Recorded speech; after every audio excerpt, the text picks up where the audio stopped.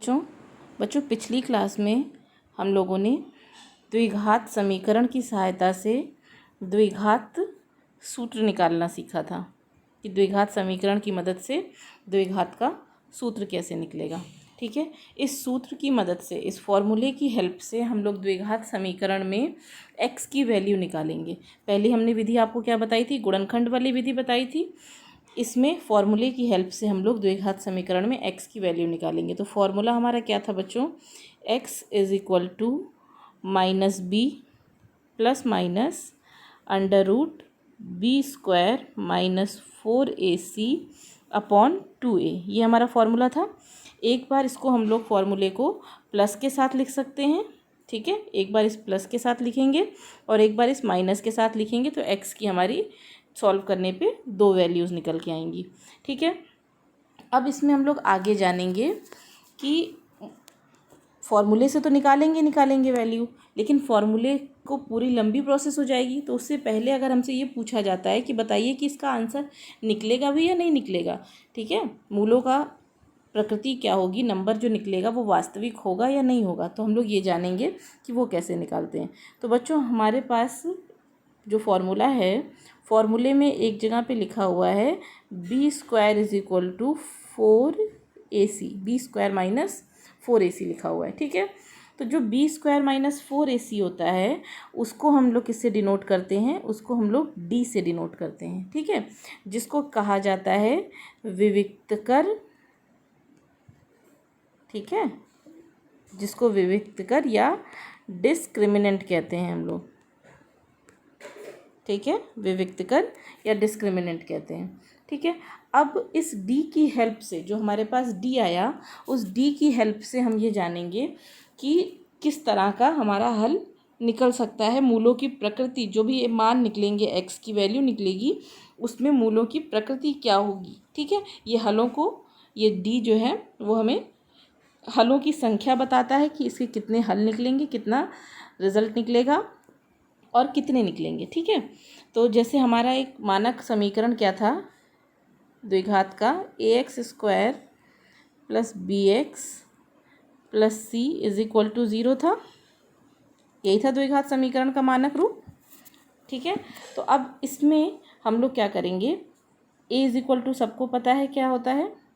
ठीक है, कोई भी इक्वेशन दी होगी तो उसमें, जैसे मान लीजिए एक हमारी इक्वेशन दी है 3x square plus 4x plus 6 is equal to 0, तो इसको अगर हमें कंपेयर करना होगा तो कंपेयर कैसे करेंगे? a is equal to 3, a की जगह पे 3, b की जगह पे 4 और c की जगह पे कितना हो जाएगा?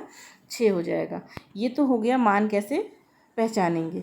अब हम लोग देखेंगे कि जो d की वैल्यू है उससे हम लोग कैसे पता करेंगे कि जो हमारे रिज़ल्ट आने वाला है वो क्या आने वाला है। ठीक है, कितने रिज़ल्ट आने वाले हैं। ठीक है, तो जो हमारा ये है ax square plus bx plus c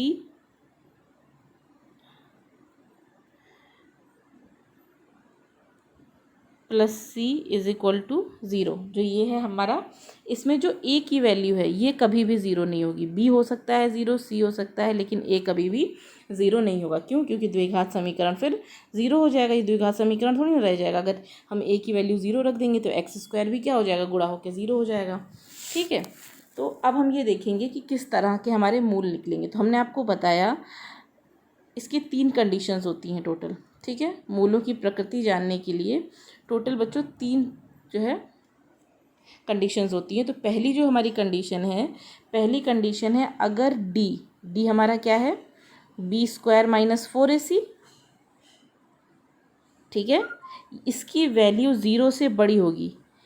जब जो भी हमारे पास समीकरण दिया होगा उस समीकरण में b का मान रखेंगे, उस समीकरण से b का मान रखेंगे, a और c का मान रखेंगे और इसको सॉल्व करेंगे। जब b स्क्वायर माइनस 4ac को, अगर इसकी वैल्यू 0 से बड़ी आती है, ठीक है, मान लीजिए कि 0 से बड़ा क्या, अगर 1 भी आता है तो 0 से बड़ा होगा। 0 से बड़ा कोई भी पॉजिटिव नंबर आता है तो उसके 2 भिन्न मूल निकलेंगे। ठीक है, 2 वास्तविक रियल नंबर्स आएंगे। ठीक है, 2 रियल नंबर आएंगे और वो दोनों अलग अलग नंबर्स होंगे। ठीक है, भिन्न मूल निकलेंगे। 2 नंबर्स आएंगे और दोनों क्या होंगे?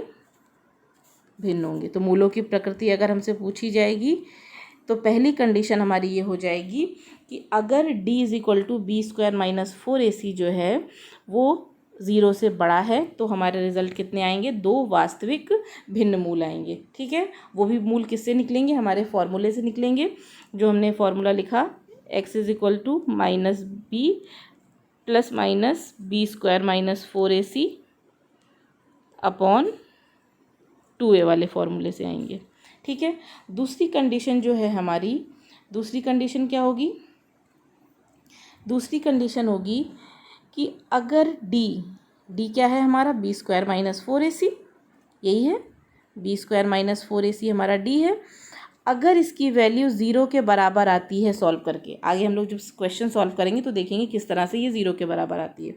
ठीक है, कंडीशन इसमें समझिए कि अगर d इज इक्वल टू जो हमारा बी स्क्वायर माइनस 4ac है वो किसके बराबर आ जाता है, 0 के बराबर आ जाता है, तो समीकरण के मूल जो निकलेंगे, 2 मूल तो निकलेंगे, 2 आंसर्स तो आएंगे, लेकिन दोनों आंसर्स वास्तविक होंगे और समान आएंगे। ठीक है, दोनों वास्तविक होंगे, वास्तविक मूल होंगे और समान होंगे। ठीक है, जैसे मान लीजिए कि अगर बी स्क्वायर माइनस 4ac की वैल्यू 0 आती है और वो 0 के बराबर है तो जो भी x का आंसर निकलेगा, x का मान आएगा, वो दोनों सेम नंबर्स आएंगे। ठीक है, और सेम नंबर्स आएंगे तो उसके लिए फॉर्मूला क्या हो जाएगा, फॉर्मूला इसके लिए हो जाएगा हमारा x का मान माइनस बी अपॉन 2a दोनों के लिए।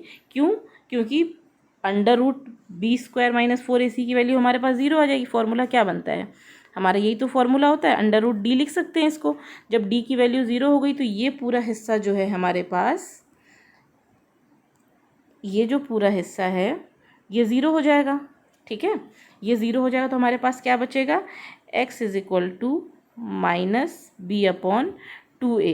तो जब हम मूलों की प्रकृति निकालेंगे और अगर हमारा B square minus 4ac upon 2a हो जाता है तो हम लोग x के 2 मान किस तरह से निकाल सकते हैं, सिर्फ और सिर्फ इतना रख के x is equal to b minus b upon 2a रख के हम लोग x की वैल्यू निकाल सकते हैं। ठीक है, तीसरी कंडीशन है बच्चों हमारी कि अगर d हमारा क्या है, बी स्क्वायर माइनस 4ac, ये हमारा d है, अगर इसकी वैल्यू जो भी सॉल्व करके आएगी क्वेश्चन में वो 0 से छोटी होती है। 0 से छोटी कब होगी, जब हमारा नंबर माइनस में होगा। ठीक है, अगर कोई पॉजिटिव नंबर आएगा तो वो सब 0 से बड़ा होगा। अगर नेगेटिव नंबर आता है, जैसे मान लीजिए -1 -2 -3 आती है इस पूरे की वैल्यू सॉल्व करके अगर क्वेश्चन में, और वो क्या होगी, 0 से छोटी होगी, तो कोई भी वास्तविक मूल नहीं निकलेगा। ठीक है, तो हमारे क्वेश्चन का कोई रिजल्ट ही नहीं निकलेगा। ठीक है, क्वेश्चन का क्या होगा, कोई मान नहीं निकलेगा। ठीक है, जो भी वैल्यू आएगी वो इमेजिनरी आएगी, कोई भी वास्तविक मूल मतलब मान ही मान रहे हैं हम लोग। ठीक है, वास्तविक मूल नहीं होगा, क्योंकि कब ये 0 से छोटा होगा, जब हमारा नंबर क्या आएगा, ऋणात्मक आएगा, माइनस में आएगा। ठीक है, और जब भी कोई नंबर माइनस में होता है तो वो क्या नहीं होता है, वास्तविक संख्या या रियल नंबर नहीं होता है। ठीक है बच्चों, उसके अलावा एक चीज़ है कि जब भी हम लोग कोई भी द्विघात समीकरण सॉल्व करेंगे तो उसका अधिकतम, जैसे हम लोग रैखिक समीकरण 2 चर वाला कर रहे थे तो उसके कई सारे मान हो रहे थे। ठीक है, 2 चर के रैखिक समीकरणों के जो 2 पेयर वाले क्वेश्चन सॉल्व कर रहे थे हम लोग, उसमें x का मान हम लोग कुछ भी रख रहे थे, y का मान आ जा रहा था। ठीक है, उसमें कई सारे मान हो रहे थे। इसमें क्या होता है, एक द्विघात समीकरण के, एक द्विघात समीकरण का अधिकतम 2 मान आएगा। ठीक है, अधिकतम 2 मान आएगा, या तो 2 मूल कह सकते हैं हम लोग, या 2 मूल आएंगे। 2 से अधिक इसका कभी भी आंसर नहीं होगा। ठीक है, अब एक बार हम लोग रिवाइज कर लेते हैं कि हमने क्या पढ़ा इस वीडियो में, फिर हम लोग आगे बढ़ते हैं क्वेश्चन सॉल्व करने की तरफ। तो पहली कंडीशन हमारी क्या थी, पहली कंडीशन थी, ये सबको पता है, हो गया कि d का मान क्या है, जो फॉर्मूला था, फॉर्मूले में बी स्क्वायर माइनस 4ac जो है उसकी जगह पे हम लोग डी रख सकते हैं। अगर डी की वैल्यू, ठीक है, बी स्क्वायर माइनस 4ac की वैल्यू 0 से बड़ी आती है तो दो आंसर निकलेंगे, एक्स के दो मान निकलेंगे। क्या निकलेंगे वो तो सवाल में फॉर्मूले में रख के सॉल्व करके तब पता चलेगा, ठीक है। यहाँ से हमें पता चलेगा कि कितने मान निकलेंगे और किस तरह के। तो दो मान निकलेंगे, दोनों अलग अलग मान होंगे, सेम नहीं होगा, ठीक है, और दोनों ही पॉजिटिव नंबर्स होंगे या रियल नंबर्स होंगे, ठीक है। उसके बाद अगर जो हमारा डी है, ठीक है, डी इज इक्वल टू क्या, बी स्क्वायर माइनस 4ac, अगर किसके बराबर आता है, 0 के बराबर आता है, तो इसमें भी वास्तविक नंबर पॉजिटिव नंबर्स ही हमारे पास आएंगे रिजल्ट में, ठीक है। मूल क्या होंगे, प्लस में ही नंबर आएगा। उसके अलावा कंडीशन उसमें क्या होगी कि दोनों जो आंसर आएंगे हमारे, मान लीजिए एक्स का एक जगह 2 आ रहा है मान, तो दूसरा मान भी 2 ही आएगा। मान जो है, जो भी 2 निकलेंगे वो दोनों सेम होंगे। तीसरी कंडीशन हमारी थी d इज इक्वल टू, सबको बताया मैंने, बी स्क्वायर माइनस 4ac होता है, ठीक है। अगर इसकी वैल्यू 0 से छोटी आती है, 0 से कम आती है, तो हमारे समीकरण का कोई हल नहीं निकलेगा, कोई भी वास्तविक नंबर नहीं आएगा, ठीक है, कोई भी मूल नहीं निकलेगा। क्यों? क्योंकि जब भी कोई नंबर 0 से छोटा होगा तो वो क्या होगा, माइनस में होगा, ऋणात्मक होगा, और जब भी ऋणात्मक होगा तो वो कोई वास्तविक नंबर नहीं होता है, ठीक है बच्चों। इतना समझ में आया। नेक्स्ट वीडियो में हम लोग क्वेश्चन देखेंगे मूलों की प्रकृति जानने के लिए। तब तक के लिए बाय बाय।